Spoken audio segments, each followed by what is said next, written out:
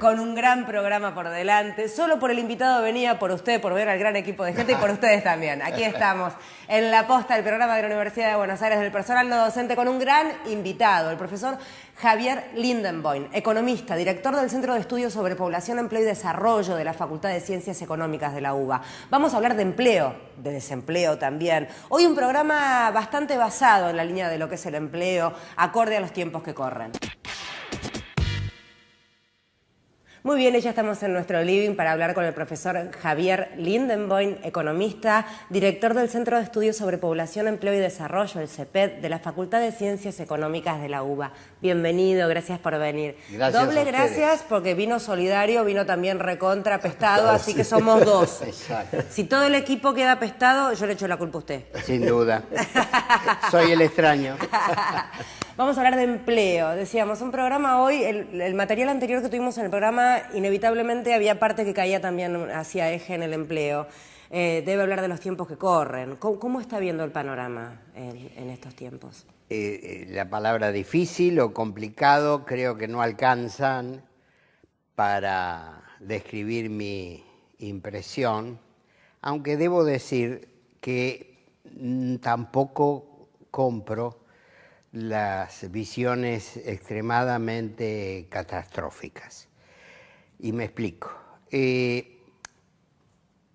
Pareciera una obviedad que uno diga hay dificultades en el mercado de trabajo, pareciera una obviedad que uno diga el salario real el año pasado perdió capacidad de compra. La discusión es cuál es la cuantía de esa pérdida.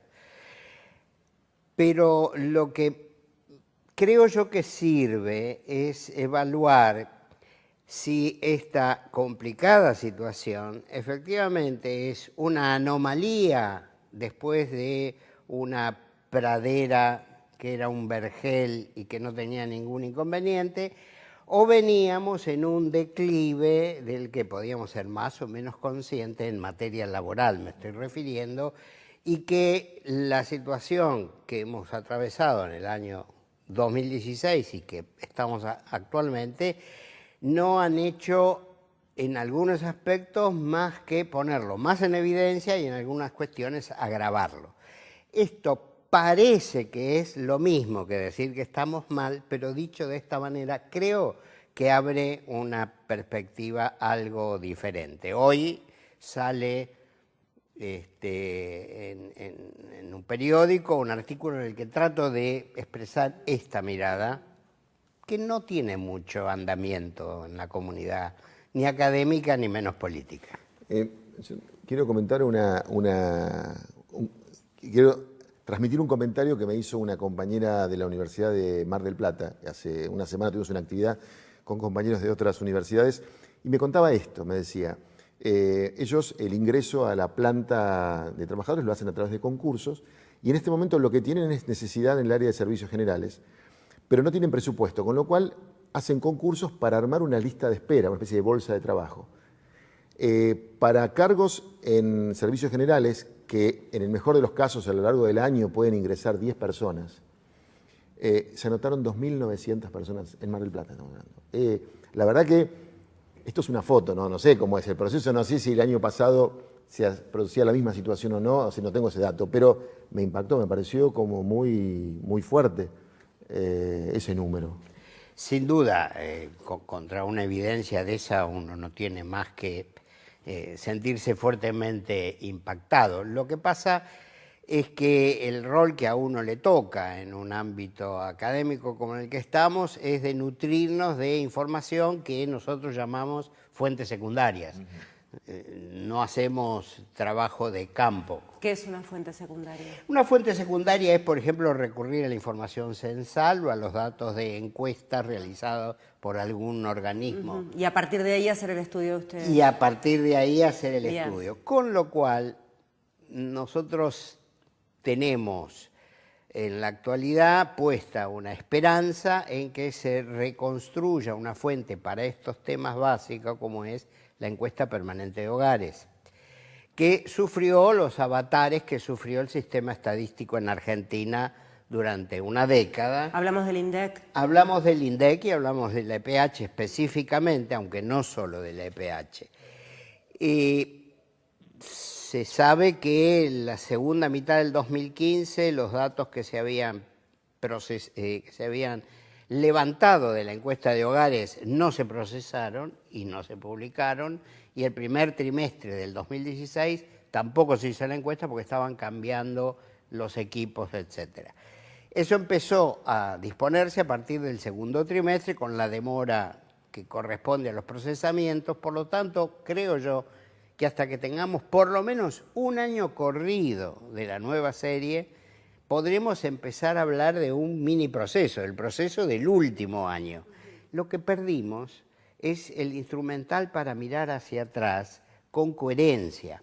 En ese sentido, el Ministerio de Trabajo, no el actual, el anterior, que dirigía el doctor Tomada, ya había abandonado el uso de la encuesta permanente de hogares, y los estudios de la OED, es una cifra que es Observatorio del Empleo y algo así, Desarrollo Empresario, no me acuerdo, que eran los registros de estadísticas ocupacionales del Ministerio, que se basan en lo que le proporciona la AFIP, el agente recaudador, en donde se anotan todos los aportes y contribuciones a todos los que trabajamos de alguna manera en blanco, aunque sea un pedacito de nuestro ingreso en blanco, aparece ahí.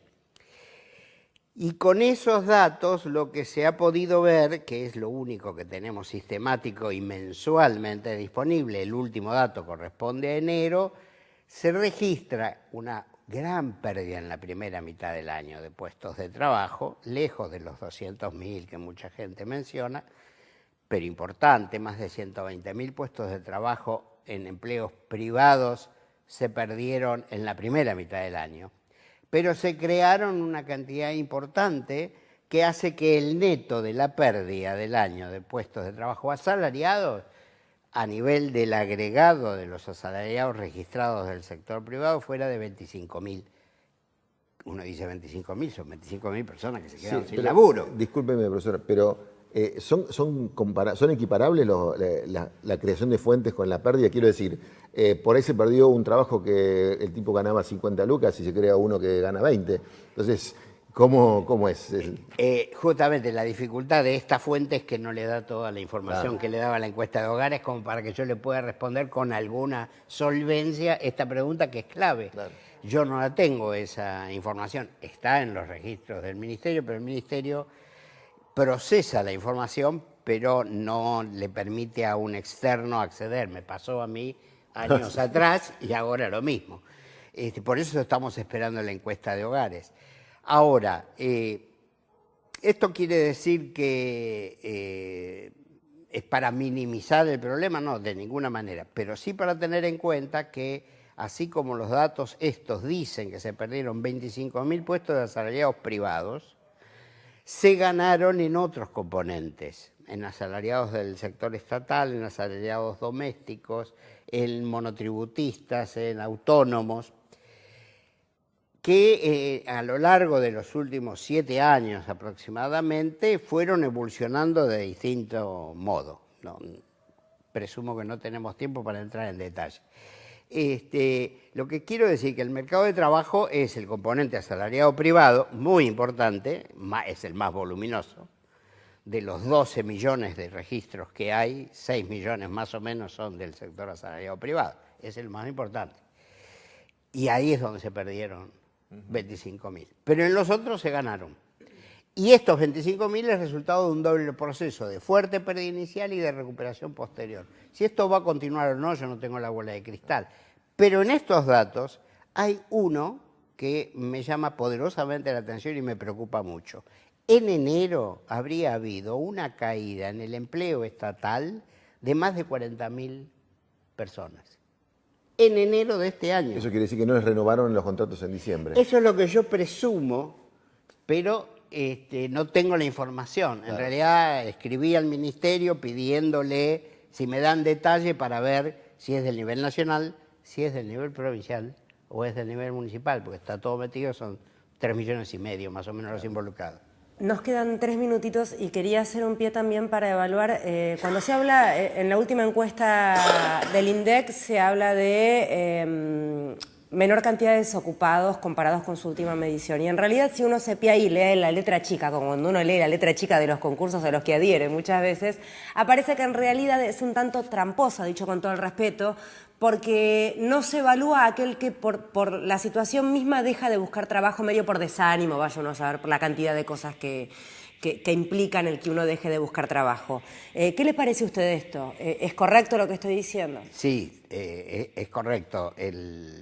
Porque yo lo leo como que no es honesto en un punto ese resultado. No, pero apuntaba justamente a que sistemáticamente en el tercer o cuarto trimestre de cada año, sí, el dato de desempleo es en promedio más bajo que el de los trimestres anteriores. Sí. Es lo que solemos llamar la estacionalidad, que tiene que ver con que hay un retraimiento de la oferta laboral, que se refleja, como usted dice en la letra chica, en una menor cantidad de oferta, que dicho en lenguaje un poco más técnico es una menor tasa de participación económica, la proporción de gente que tiene trabajo o busca en conjunto respecto de la población.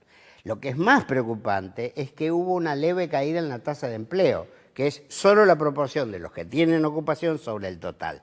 Y eso sí es preocupante. ¿Por qué? Porque esta creación de empleo que yo mencioné tiene un ritmo menor que el ritmo de crecimiento de la población.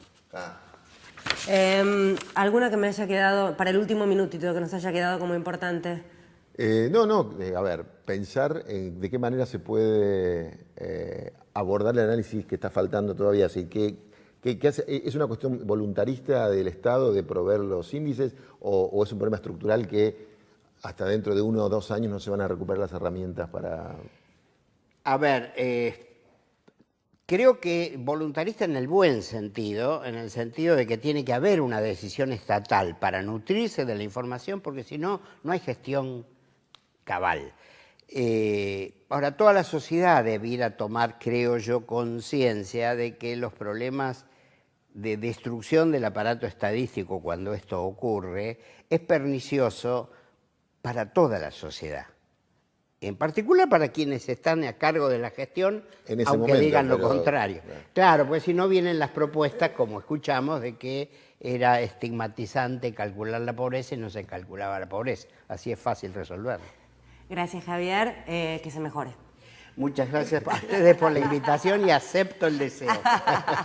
Hasta la semana que viene. Sí, señora. A ustedes también los esperamos la semana que viene y nos despedimos recordándoles, como siempre, que la Universidad Pública es el mejor lugar del mundo para hacer del mundo un lugar mejor. Gracias.